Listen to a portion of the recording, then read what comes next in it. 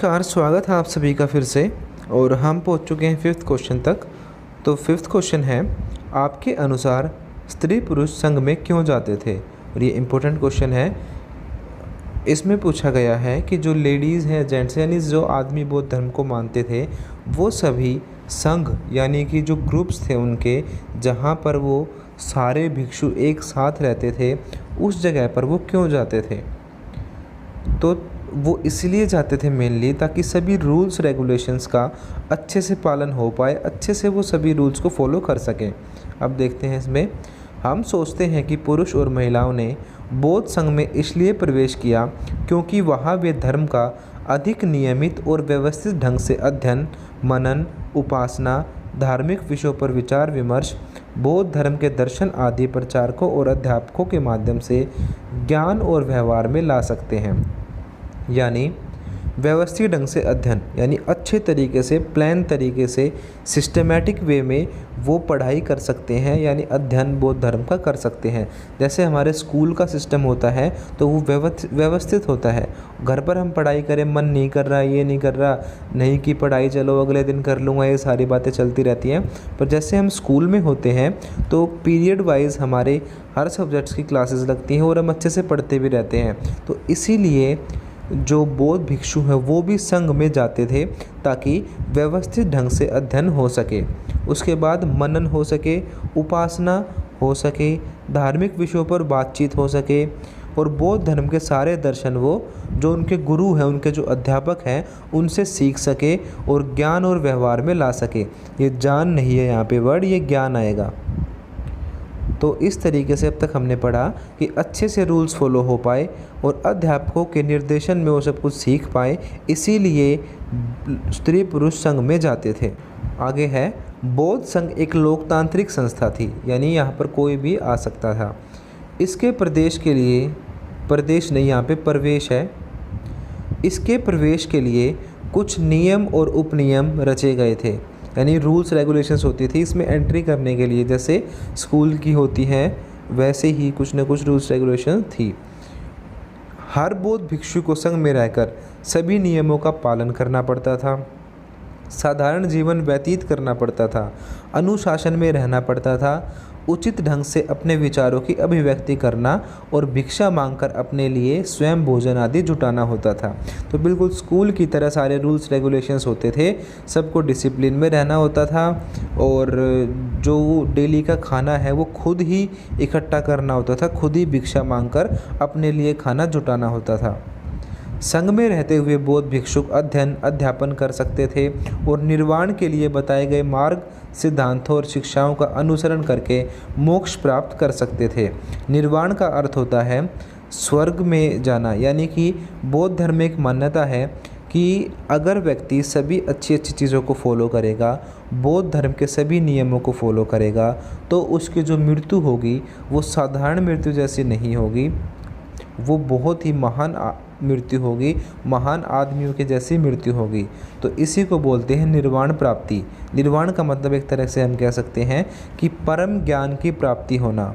तो मृत्यु के बाद जब आदमी परम ज्ञान की प्राप्ति कर लेगा तो उसको बोलेंगे मोक्ष की प्राप्ति। तो निर्वाण और मोक्ष दोनों ही वर्ड एक दूसरे से जुड़े हुए हैं।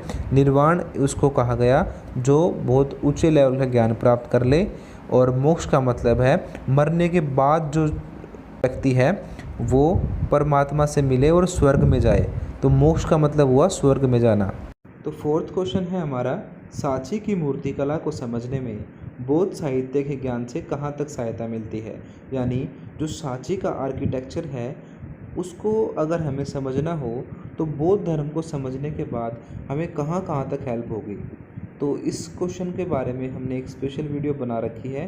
तो अब तक जो चैप्टर वाइज पढ़ते आए हैं उन सबको तो पता ही होगा, उन्होंने देख ली होगी। पर जो चैनल पर नए हैं और उन्होंने अभी इस वीडियो को देखा है तो आप पहले उस कोर्स को कर लें, उसके बाद आपको इस क्वेश्चन को पढ़ने की ज़रूरत नहीं है।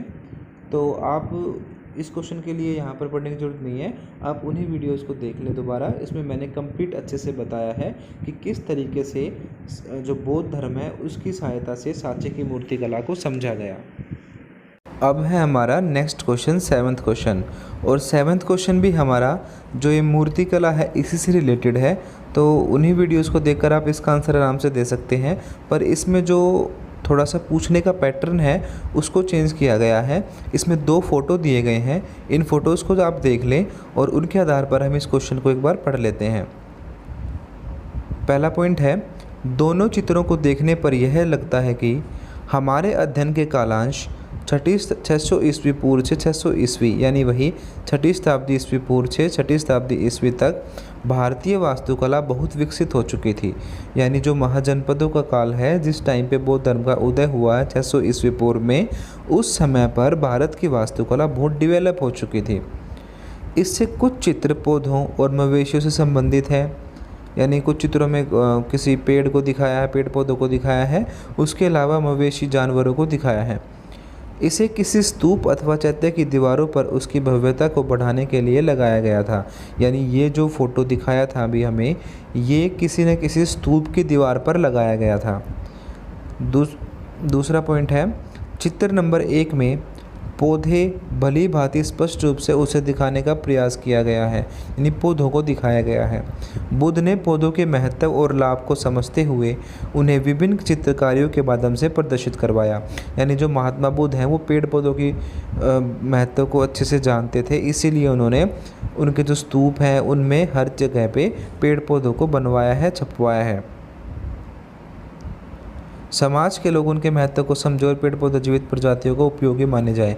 यानी जो महात्मा बुद्ध उन्होंने इसीलिए छपवाया ताकि समाज के लोग पेड़ पौधों के महत्व को समझ सकें और उनको उपयोगी माने, उनकी कितने वो यूज़फुल हैं, ये सारी बातें उनको पता चल पाएँ। थर्ड पॉइंट, चित्र नंबर 1 में विभिन्न प्रकार के मवेशी जैसे दुधारू पशु, हिरण, गाय इत्यादि बनाई गई हैं। जैसे हिरण, बकरी वगैरह और दूध देने वाले पशु, ये सारे उनके फ़ोटो बनाए गए हैं। उन्हें विभिन्न भिक्षु भिक्षुणियों के द्वारा घेरा गया है और उनके द्वारा बनाए गए घेरों में विभिन्न मवेशियों को सुरक्षित स्थिति में दिखाया गया है। यानी जो ये बौद्ध भिक्षु हैं इनको उन जानवरों के आसपास दिखाया है और उन जानवरों को बहुत ही सेफ दिखाया है। यानी इस धर्म में जानवरों की बहुत ज़्यादा रिस्पेक्ट की जाती थी, जानवर बिल्कुल सेफ हैं लोगों के पास। यह चित्र बुद्ध धर्म में अहिंसा के सिद्धांत और जीवों के संरक्षण के महत्व को दर्शाते हैं। और ये जो सारे फ़ोटो हैं ये हमें इस बात को दिखाते हैं कि बौद्ध धर्म में अहिंसा को माना जाता है और जीवों की हत्या बिल्कुल भी नहीं की जाती, और बलि प्रथा के प्रति उनकी अस्वीकृति को दर्शाते हैं। और बलि प्रथा के खिलाफ वो लोग थे, ये बात भी ये चित्र हमें दिखाते हैं। तो सीधी सी बात है, इन चित्र को देखने से हमें पता लगता है कि बौद्ध धर्म में प्रकृति को बहुत रिस्पेक्ट दी जाती है, पेड़ पौधों का आदर किया जाता है, और इन्हीं के साथ साथ जो मवेशी और भी तरह के जानवर हैं उन सभी को बहुत इज्जत के साथ उनका सम्मान किया जाता है। और जो बौद्ध भिक्षु हैं वो बिल्कुल भी हिंसा नहीं करते हैं, जीवों को मारना पाप समझते हैं और बलि प्रथा के बिल्कुल विरोधी हैं। तो इस तरीके से इन चित्र को देखने के बाद हमें ये सारी बातें पता चलती हैं।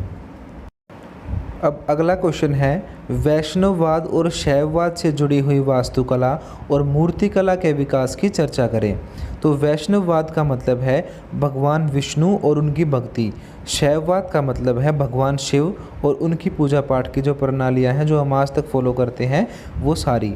तो उस टाइम पर क्या कौन कौन से मंदिर बने प्राचीन टाइम पर, जिस टाइम पर बौद्ध धर्म का उदय हुआ है, और बाद वाले समय में यानी जो प्राचीन भारत है उस पूरे भारत में वैष्णववाद और शिववाद यानी भगवान विष्णु से जुड़े हुए और भगवान शिव से जुड़े हुए जो भी मंदिर वगैरह हैं और उनकी मूर्तिकला है उनके बारे में हमें बताना है। तो मेनली इसमें हमें मंदिरों के बारे में बताना है।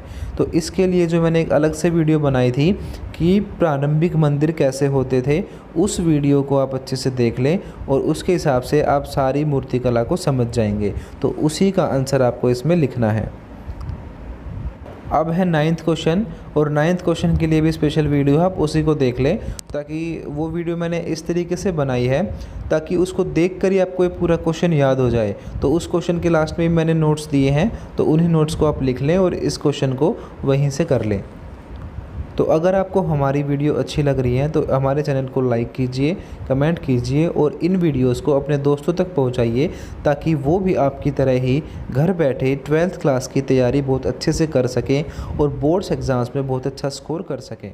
धन्यवाद।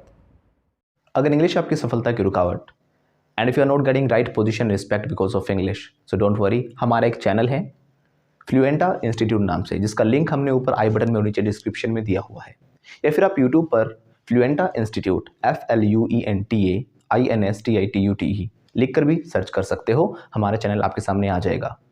इस चैनल पर हम आपको स्पोकन इंग्लिश, आइल्स, PT, TOEFL, personality development, life skill और मोटिवेशन से रिलेटेड वीडियोज़ देते हैं।